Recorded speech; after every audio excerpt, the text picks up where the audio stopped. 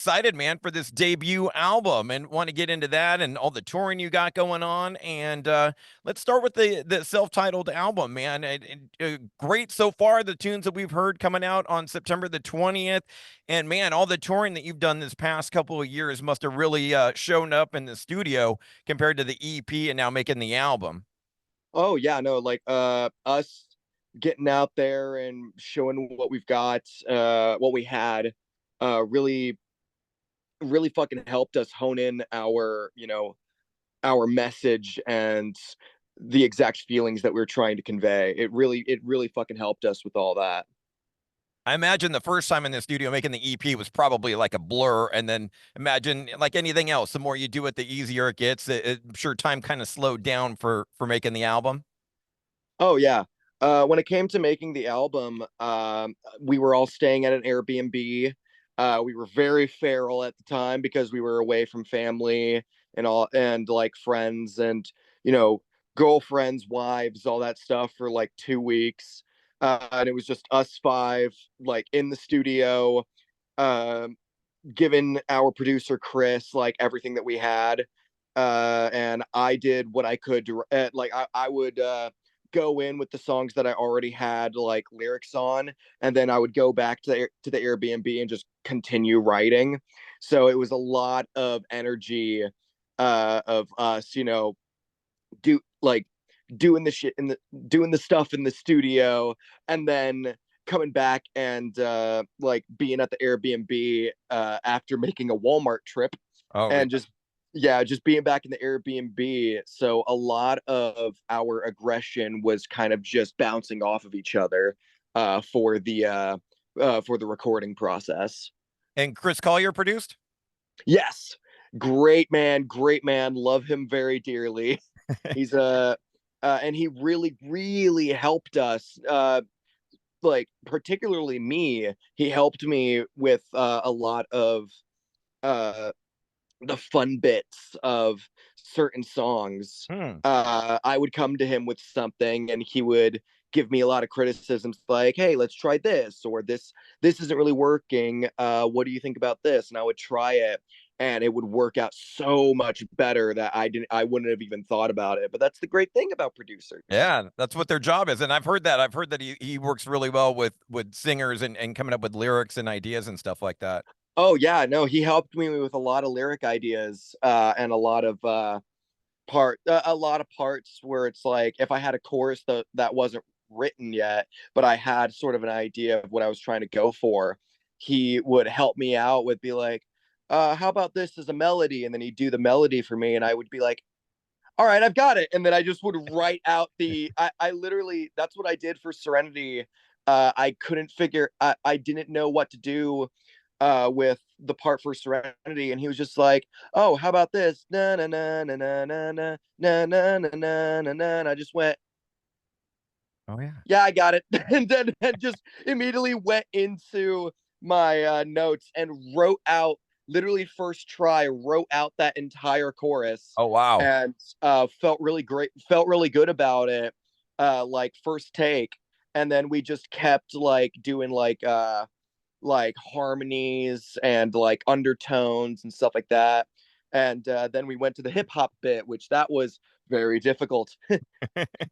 I'm glad you mentioned Serenity, man. That's my favorite song out of all of them. Is certainly the last three or four off the new album, and I really feel like that song connected with me lyrically. It felt like everything was just kind of more concise, compared to say the EP. Everything's kind of filtered down and kind of centralized versus kind of trying to do everything all at once. And Serenity also kind of connected with me, like silence is golden. Yeah, exactly. It's like Serenity legitimately, like I've said this to my band multiple times. I've said it to my friends. Serenity is literally my baby. That is my child right there. I loved the creation of that song. I love the meaning behind that song, which hasn't even been discussed yet. The meaning behind that song was me dealing with my my depression and my anger issues with the people that I was surrounded with, like my family and all that stuff. I would Ooh, excuse me, sorry. I would hide away in my room and I would just kind of like be in my room. And I'm from the Midwest, so like a lot of my family, like to get each other's attention, we would yell and Mhm. stuff. So like from across the house, it'd be like, Graf. And I'm like, fucking what? I'm right here. I have my phone on me. Walk down the And hall. so that song is very much about like me wanting to be left alone. Hmm. Uh and kind of wallow in my own my own self-pity and what's self-deprecation, Hmm. and like being like, once this happens or once this happens, like eventually I will get better. I will start feeling better and all that stuff. But really, the journey never really ends. The journey, like, there is no once this happens or once Right. this is over. What, like, you just gotta, it's gonna continue, and it's gonna mess with you, and you just gotta deal with it in your own time. Yeah, I agree, man. And what I took for it was the silence is golden. I mean, there's so much noise in the world around us and social media and everything that it is great to just kind of have that silence and be left alone. And that is serenity. That's what I. Oh yeah. That's what I love. That's what I genuinely love about being a musician, is that everyone can interpret it. Yeah. And in this situation, especially, a lot of people interpret like stuff that I create in ways that were honestly better than the one I thought of. And I was just like, you saying that, I was just like, that's a way better way of describing the song. I like that. And dig into the other couple of tunes that have been released so far. And I don't know if it's a philosophy change or just haven't heard the new songs yet. But I was doing some quick math. The Far Side, Am I the Only One? Nihilist, Serenity, which we just talked about. No guitar solos in any of them. Like there was an Asylum. That's what I'm saying. Was it a philosophy change or they're more coming on the album that we haven't heard yet? Or Well, you'll just have to buy the album and see. not And that I'm. also, who doesn't love a good riff anyway? I mean, it's not that it's mandatory. You don't have to have a guitar solo, in this day and age, and not looking for the next Eddie Van Halen or anything, but just something that I kind of noticed on the other on Asylum, which was my favorite song off the EP, and then was like kind of looking for it on the new songs. I went, hey, there isn't one, but I'm glad they're coming. I'm glad that we have them to look forward to on the full album. And dude, speaking of the album, touring. Touring, especially for us in Southern California. It's incredible, man. I can't think of another band that has three different shows coming up in three different venue capacity sizes, three different tours. It's insane what you've got going on Oh here. yeah. No, yeah, no, we are so honestly, this year in particular is kind of a grace period for us. We are legitimately just doing the bare minimum, and that is in preparation for our album release. We are doing the bare minimum just so we can get our assets together, just so that we can promote this album. Next year is going to be absolutely blanking insane. I'm remembering we're on a radio show. It's going to be absolutely insane. I'm assuming, because like we've got so many new songs. We've got a new dynamic going on. Like the same sound, but just spoken differently. Like, I'm really, really, really excited for this, for the coming years. Now that we have our very, very first album out, or almost out, and the only thing that I'm upset about, the only thing that I am angry about, irate, you could Uh-oh. say, is the fact that I'm gonna miss the Renaissance Fair. God dang it! I leave. I We leave for tour on the 31st, and like we're gone for 7 weeks. The Renaissance Fair starts the 31st and Ah, ends the 14th, and I won't be here for it. ah. I am mad. Maybe you can find one in another town while you're on the road. Maybe they're happening in other cities. I'm about to go Scottish. Seriously, you should look that up while you're on the road. See if you can find one in another town that you may be playing in. Will be it won't there won't be any point because I won't get to Ah, dress up. And okay. also we'll be way too busy anyway. We are constantly traveling. So no point in it, Ah, sadly. bummer. But hey, I'll be turning 22 while I'm on tour. So you know what? That's something to look forward to. Yeah, and all these incredible shows. I mean, 20th anniversary tour for Slipknot at the Intuit Dome in Southern California, 2 nights there in an arena, doing the big Corn 30th anniversary celebration at a big stadium, outdoor stadium, and then also got the headline solo show in a club. That's what I'm saying. It's crazy, man, playing club, arena, and outdoor stadium. Does it make any difference for you when you go into that different showroom, or is it all just approached the same, or does the crowd make a difference in the show? Obviously, production wise, it is very different. And when you have a crowd, we usually do certain things in our shows, but when we're like in an outdoor, sort of situation, or it's like literally midday, it's very difficult to do certain things with the crowd. Uh, like we like before during the Far Side, we try to get them to get their flashlights and their lighters out for the show, Mhm. not only as like audience participation and to like get them doing something for a certain feeling, but also for us because we love to see like all the lights and all that stuff. It's very beautiful. It's like looking at stars. But Yeah. because we're outside and because it's typically midday whenever we're performing, it's difficult to do that stuff when it's like a festival.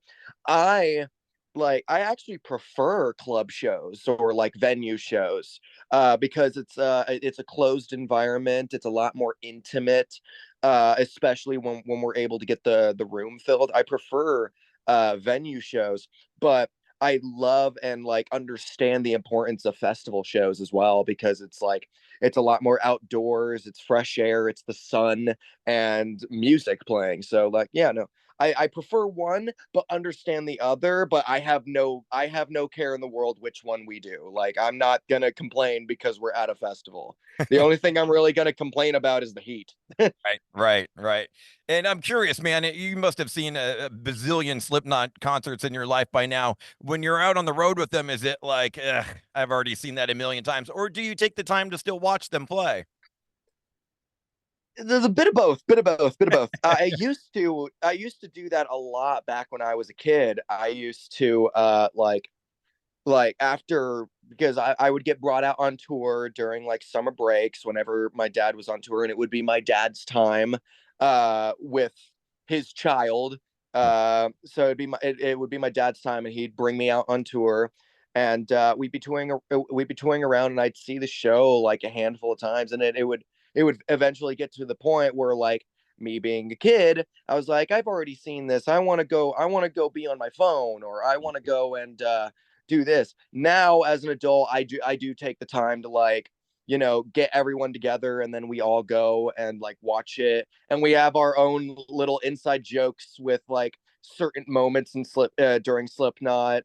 I have my own cues that I do because back when I was a kid, I was very skittish, and like the fireworks and all that stuff would make me jump and like freak Uh, me out. I had to wear headphones, earmuffs, and all that stuff. Now, as an adult, I don't even wear ear protection on stage when oh I'm wow. performing. Oh And wow. so whenever like I know when I've got the timing right, like every time a firework goes up, I'll go, there it is, and then like point my finger up. So yeah, no, like we all go and like we watch it, and it's very much in support. I go there to see my dad. I don't go there to see Slipknot. I go there to see my dad because I'm away from him 90% of the time. I'm in Iowa and he's in Vegas. Right. So it's very nice to like, even though we're working and we're on the job, it's very nice to see him, and really gives us some bonding moments.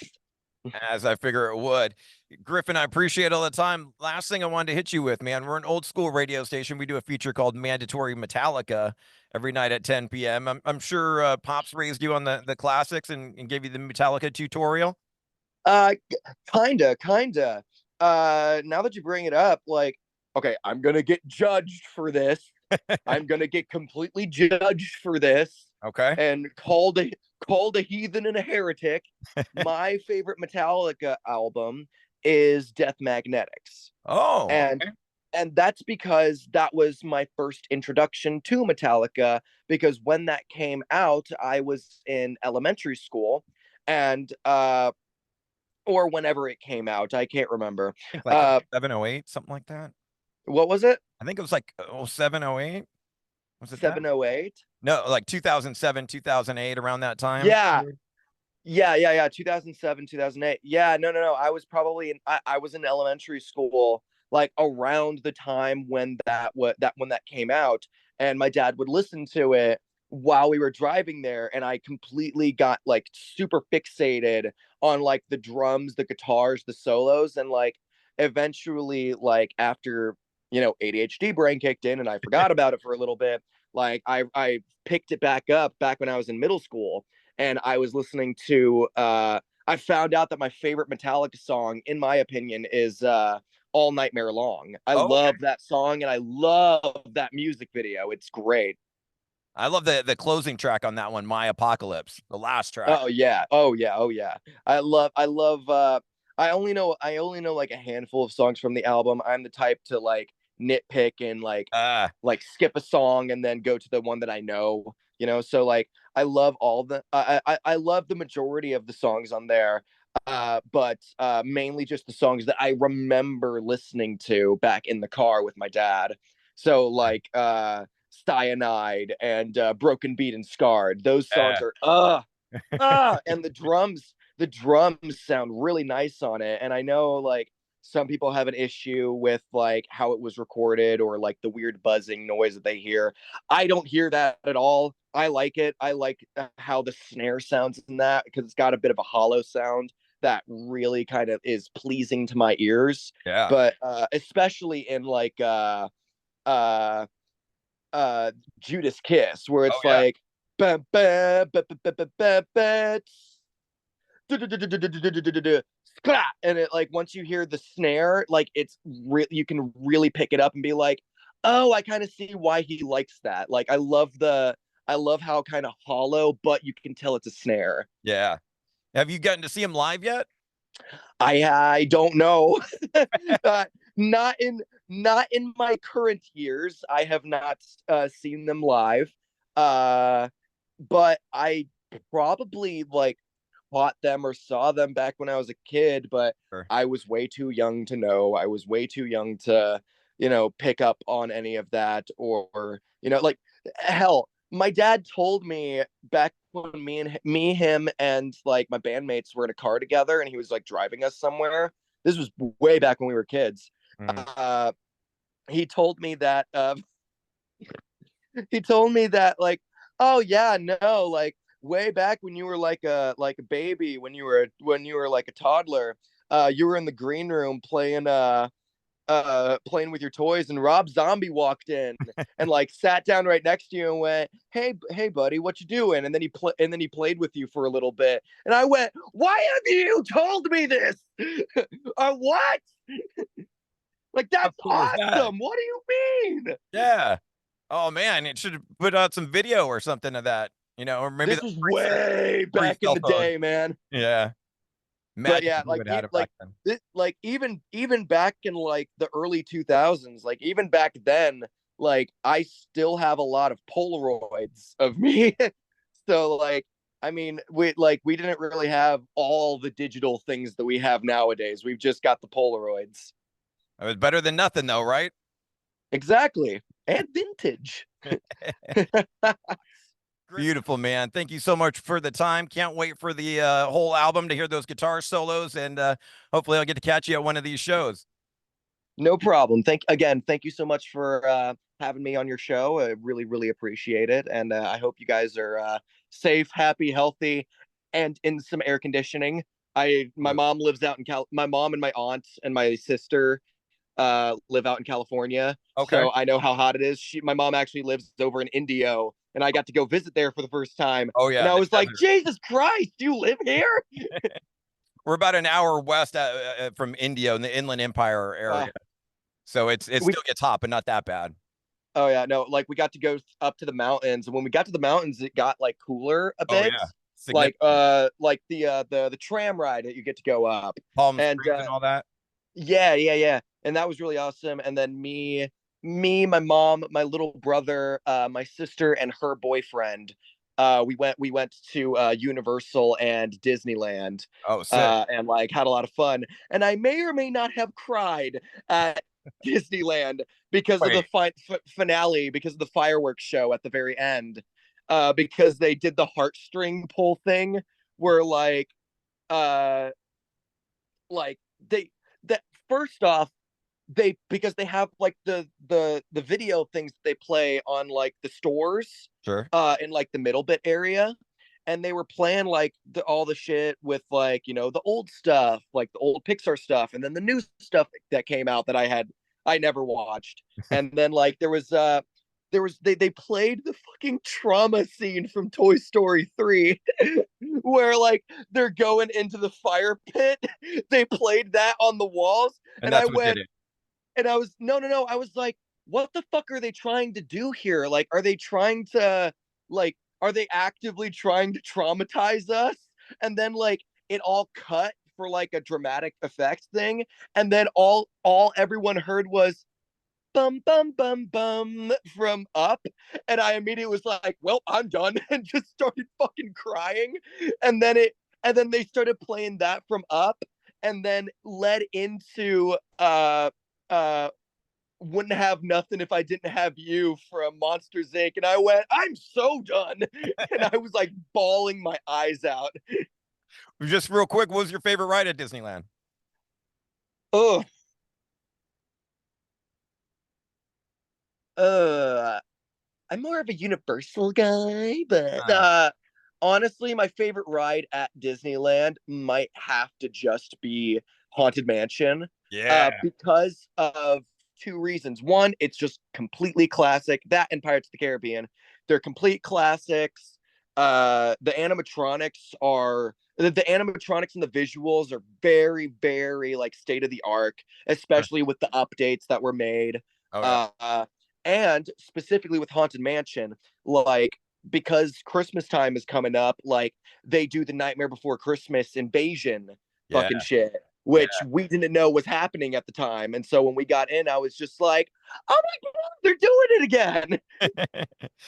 It's always a good time there, yeah, especially for the holidays. They totally do it up. And don't sleep on. There's another one out here you got to check out. But if you're a coaster guy, Knott's Berry Farm. Knott's Berry Farm. I Yeah, do like I do like coasters. I don't like thrill rides, but I get brought in onto thrill rides all the time. And then I'm just like, I'm gonna throw up and then I'm gonna die. Mom, I want to get off Mr. Bones' wild ride. The ride never ends. Griffin, thank you so much, man. Such a fun chat, and I wish you all the best. And like I said, can't wait for the album and the shows.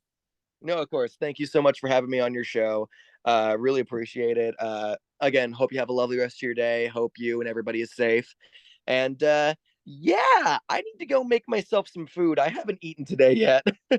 Go I grub. woke I woke up, drank like a week old monster that was just sitting on my bedroom on my bedside table, like Ugh. chugged the small amount that was in there just to be like, give me anything. Oh, you're a man. Yeah, definitely go get some food in that belly. Oh yeah.